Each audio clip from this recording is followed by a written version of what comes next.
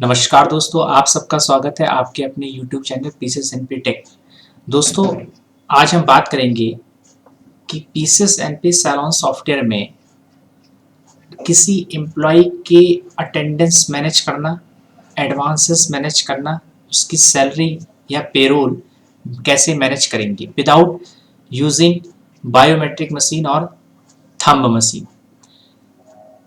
It means manual, यानी कि ज़्यादा खर्चा ना करते हुए कि अटेंडेंस मशीन लगाएं या बायोमेट्रिक मशीन लगाएं या थंब मशीन लगाएं, उसके थ्रू अटेंडेंस ना लेके आप मैनुअली अटेंडेंस को मैनेज कर सकते हैं, उसकी सैलरी को मैनेज कर सकते हैं, उनके एडवांसेस को मैनेज कर सकते हैं, ओवर टाइम मैनेज कर सकते हैं। तो दोस्तों, आज हम देखेंगे कि पीसेस एनपी सैलून सॉफ्टवेयर में ये सब आप कैसे करेंगे। तो चलिए स्टार्ट करते हैं। सबसे पहले हम लॉगिन करेंगे।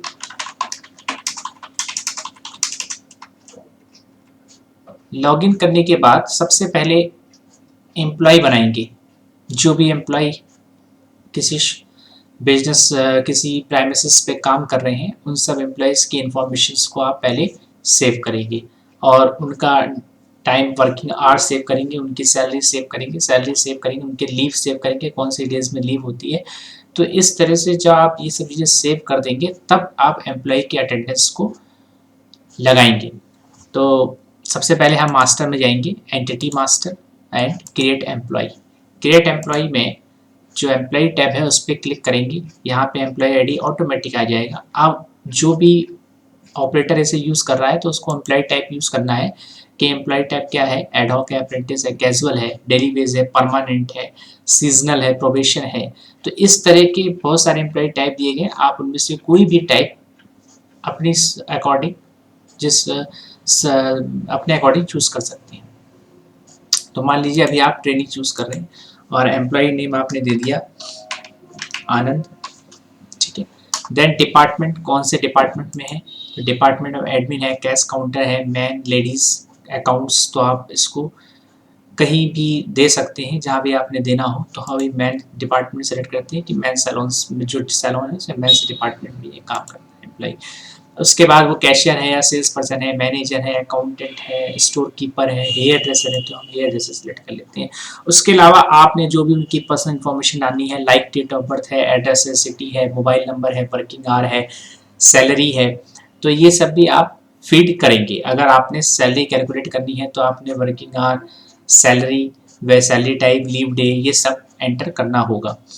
Then date of birth select करेंगे, एड्रेस जो भी एड्रेस होगा, city, phone number, mobile number अगर आप डालना चाहें तो आप मोबाइल नंबर यहाँ पे एंटर कर सकते हैं।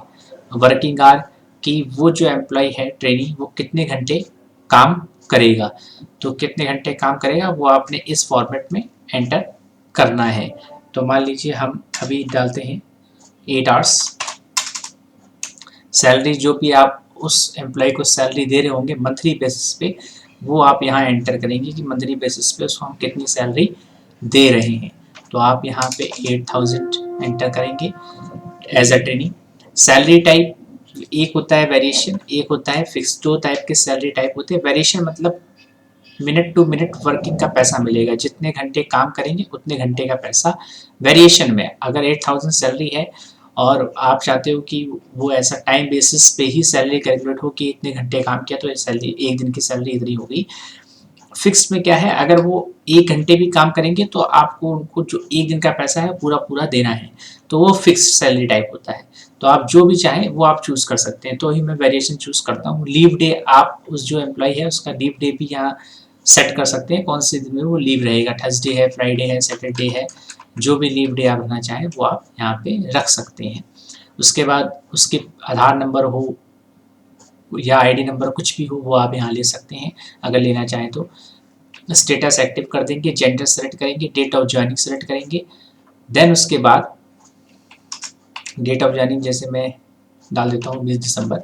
कमीशन अगर वो हेयर ड्रेसर है तो कोई भी काम करने पे जो भी वो सर्विस करेगा उसमें आप कमीशन सेट कर सकते हैं। अगर आप देना चाहते हैं तो दे, नहीं तो कोई ज़रूरी नहीं है। तो अभी हम 0 कर देते हैं और इसे सेव कर देंगे। तो इस तरह से जो ये एम्प्लॉय ही क्रिएट हो गया। अब इस एम्प्लॉय की हम अटेंडेंस कैसे लगाएंगे, आइए देखते हैं।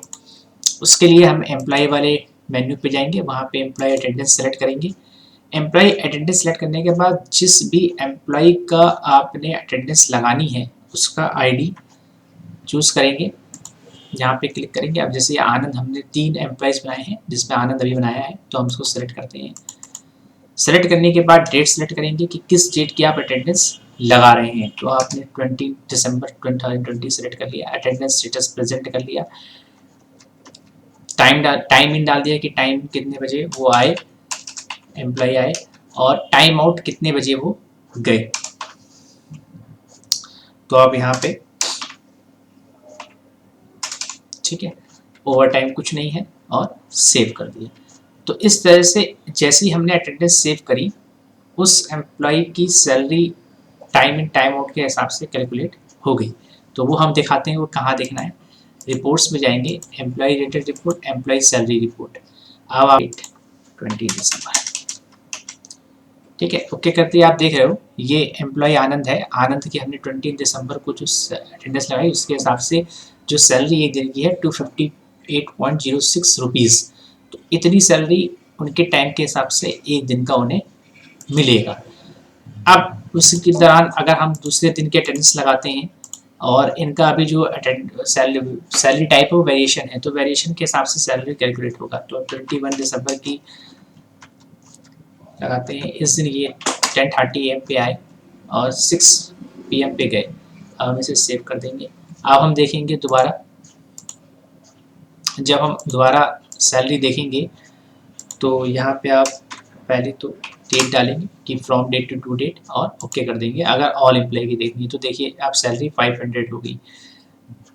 तो इस तरह से सैलरी आप कैलकुलेट कर सकते हैं। अगर इसको डे बाय डे देखना भी तो पूरा दिखा रहा है कि एक साथ कितनी सैलरी कैलकुलेट हुई। अगर उसको इंडिविजुअल देखना है तो यहाँ पे आप एम्प्लॉय सेलेक्ट करेंगे, ओके करेंगे, तो आपको इंडिविजुअल सैलरी दी जाएगी कि 20 दिसंबर को संडे को प्रेजेंट थे, इतने बजे time in time out, over time कुछ नहीं है, एक्स्ट्रा डे नहीं है, हाफ डे नहीं है, डेली सैलरी ये, ओवर टाइम सैलरी कुछ नहीं है।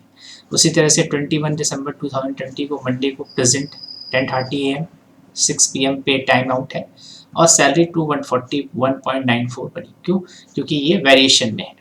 और उसके बाद जो टोटल डेली सैलरी है और टोटल सैलरी है वो आप यहाँ पे एंटर कर देंगे।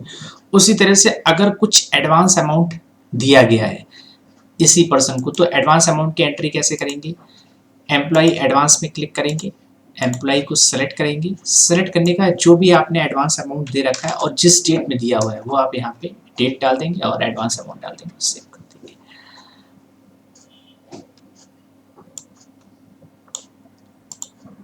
अब हम देखेंगे तो यहाँ पे आप देख पा रहे होंगे कि एडवांस अमाउंट 1000 दे दिया है। तो 1000 एडवांस अमाउंट देने के बाद 500 सैलरी थी, एडवांस अमाउंट 1000, तो -500 चल रहा है क्योंकि उनको 500 एम्प्लॉय को और पे करना पड़ेगा, यानी कि आप नेट सैलरी में उससे लेस कर सकते हैं। तो यहाँ पे वो सब आपको आसान तरीके से दिख जाएगा विदाउट यूजिंग बायोमेट्रिक मशीन और अटेंडेंस मशीन और थंबनेल।